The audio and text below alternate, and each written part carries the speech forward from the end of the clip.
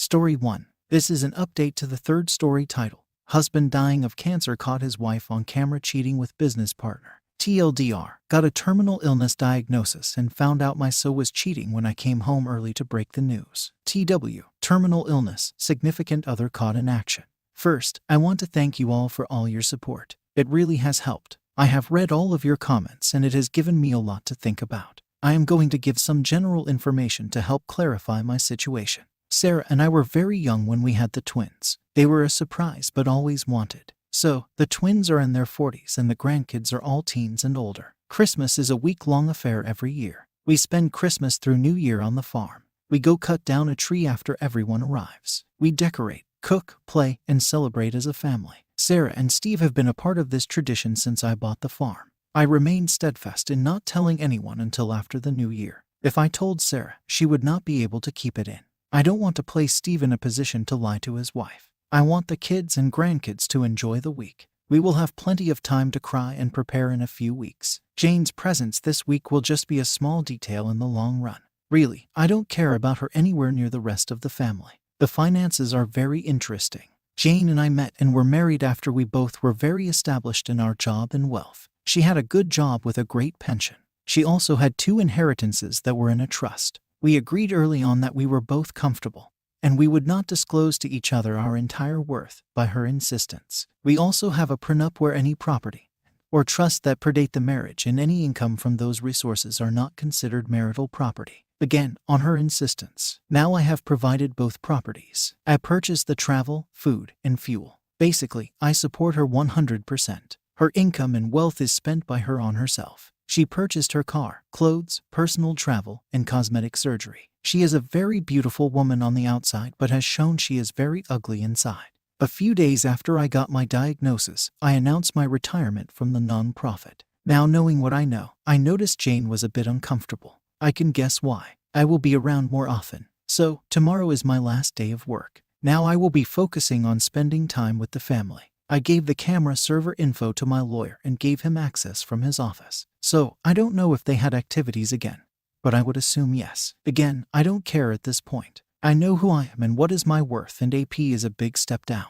As flashy AP is, I am low-key. I drive a 15-year-old pickup truck. I like jeans and t-shirts and coveralls in the winter. I know for a fact that AP does not have anywhere near the wealth that Jane thinks he does. How? Since the trust has invested in his business, I get quarterly financials. I don't tell anyone how much I have, that is between my accountants and me. But let's just say that the trust has been growing for 30 years. I live a modest life, and there is enough there for my great-great-grandchildren to enjoy the farm and have their education paid for. Once Jane knows what she lost, that will be her reckoning. I just won't see it. December really got busy. We did our normal social rounds these last weekends. AP was at one of the parties. It was hard to not keep an eye on Jane and him. I don't think I was caught. With being so busy and wrapping up everything at the job, I have had an easier time keeping it together. Jane has not expressed anything that would lead me to conclude that she knows I know. I am not proud of this, but I still sleep in the same bed. I have been selfish with her as of late.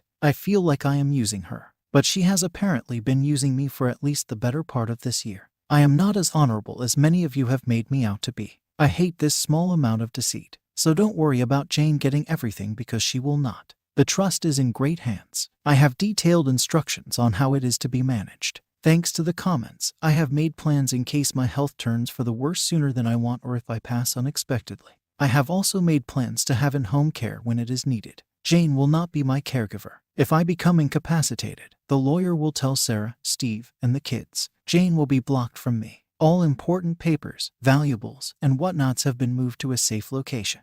Finally, I have also started letters to each family member. Those have been harder than I thought. So, I wanted to update you all before all of the festivities start. I might check in during the holiday week, but if I don't, it is planned and expected. Again, thank you all. TLDR, I am getting my affairs in order. Story 2. Does almost cheating count? I'm 36, male, my wife 35. We moved to a new state for a job transfer and lower cost of living. We both were excited and came up with goals of creating a new life, making new friends, and creating stability for our young children.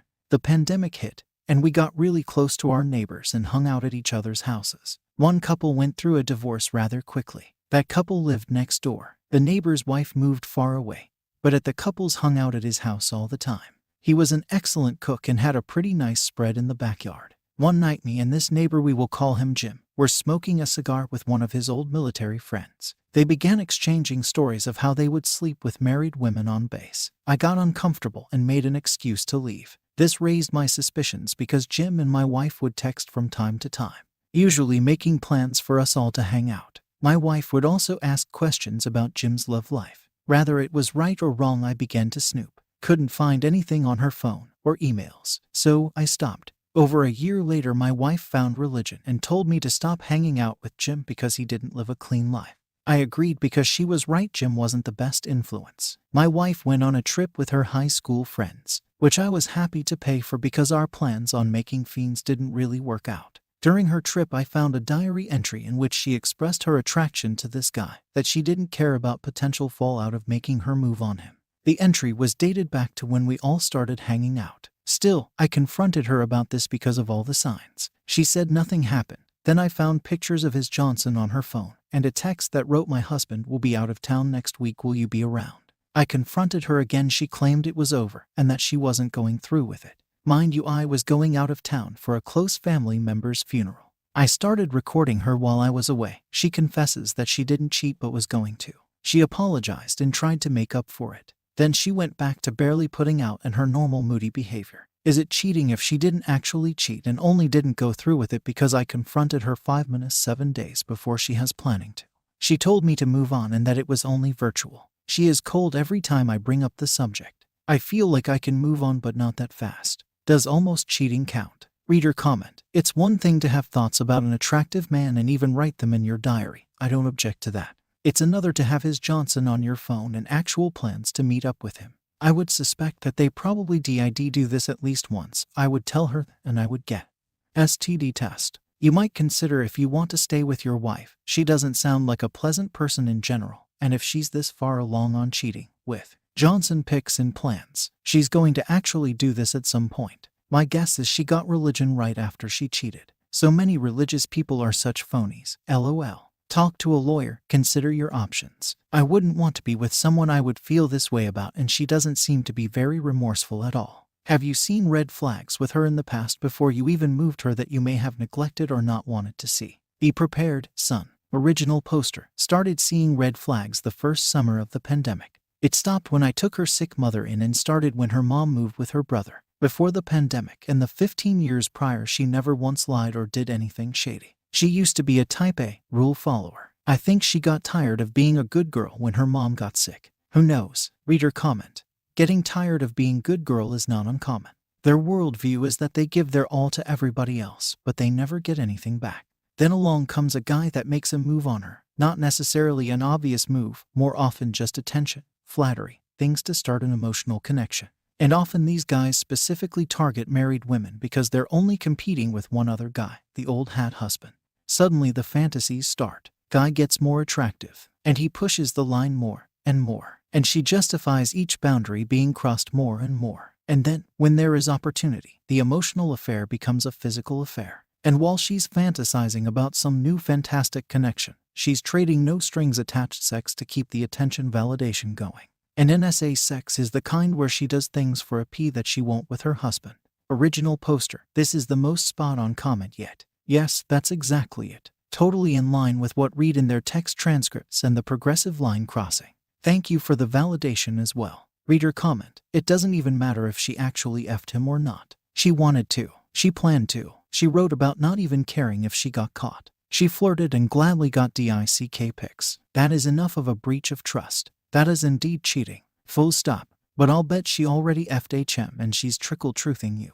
And if not him, it would be someone else. Bank on that. I'm sorry. Original poster. Someone please explain trickle-truth. I did enough snooping to see that she hasn't been physical yet. Though I think now that she is caught up and I accused her of being physical, there is a high chance of her getting physical with him or some other guy. She hates him now because of what he did after I caught and confronted him. I'm African American and calling the cops is life-threatening, but I got the feeling she's going to get physical with someone else. Don't want to go on a rant, but I know her very well. Story 3. Been a month since she blindsided, discarded, shamed, left me for a guy she met and known for a few days from her business trip. We were together and lived together for over 4 years. Had adopted a puppy together in September that I can't see anymore. Didn't communicate anything at all to me about how she truly felt. Day of the breakup, she said she wanted to find someone new to learn from, while she told some mutual friends that she had lost patience. I found out from going through her messages that a couple hours before the breakup, she made fun of me and had sent a video of the guy she became attracted to from her business trip to her close friend. I've been wondering, if I didn't go through her messages, would I just have kept beating myself up? She wanted to live like a princess when we first moved in, paying $2,000 a month for a condo. My job was paying less than $30,000 a year and I had to pick up different jobs to stay afloat. She was living off her parents' money. I cooked and cleaned for her every day, took physical abuse from her whenever she got angry. Many of our mutual friends would tell me how I did all the heavy lifting in the relationship. We became common law, and I had helped her get permanent residence this year as well. When she changed careers this year and landed a high-paying job, she declared that she got to this point of success and independency all by her own.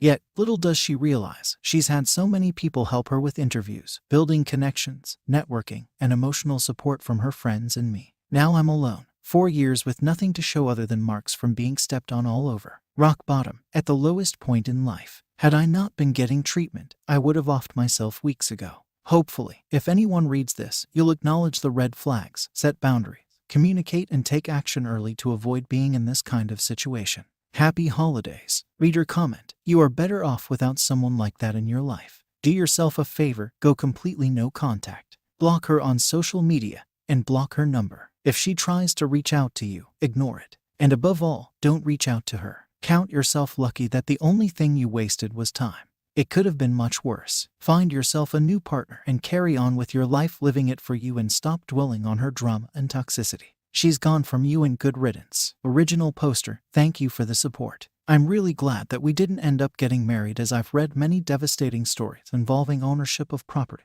and legality fees. I've removed all my social medias for the time being to heal, to better myself and to not check up on her. Here's to a new and thriving year for both of us. Reader comment. You said you got a common law, that is married. You might want to look into that, so you don't get stuck paying for some other dude's kid. Some states assume the spouse is the father and don't take no for an answer. Original poster. The definition of common law here in Canada is a bit different from the states. In my province, state, it only applies after you've lived with your partner for 3 years and does not have to be a married relationship but a conjugal one. Reader comment. Sounds like my ex. 4 years too. My fault. I said I wanted to show her the world and treat her like a princess. I delivered on my promises. 10 holidays, big house, new car, designer bags and shoes. Also, all the love, attention, intimacy, time, listening and support that anyone would expect to receive. I'm completely lost in where it went wrong. What could I have done differently? I want to snap out of this thinking and think it's her. Then I get scared as how can people be so cold, calculated and horrible. Sheb seemed like a banshee if she got frustrated. She genuinely seemed happy until the last month when she decided to monkey branch as the timing was right. F me clinical. She still sends me the odd meme as I have her cat. Absolutely nuts. Booked into therapy next week. Can't get my head around it all. I'm still in shock a month on. Found out today she'd been cheating and it's with someone I noticed 7 months prior. They're out there, bro. They're horrible. Take your time to heal. Take your time with the next partner. Spot the selfish, self-absorbed signs. I think you'll know they were there. You knew this could happen. We don't want to believe it though because they're devastatingly good at showing another amazing side. It's all fake though. You've escaped. Original poster. I'm sorry to hear that you went through this. 4 years and you really gave her everything just to get monkey branched and cheated on. It's so incredibly cruel. I hope your healing journey goes well. I'm learning to read people better through actions rather than words. In a way, we both escaped. May we pick ourselves up and spot the signs before it gets too late again. Cheers.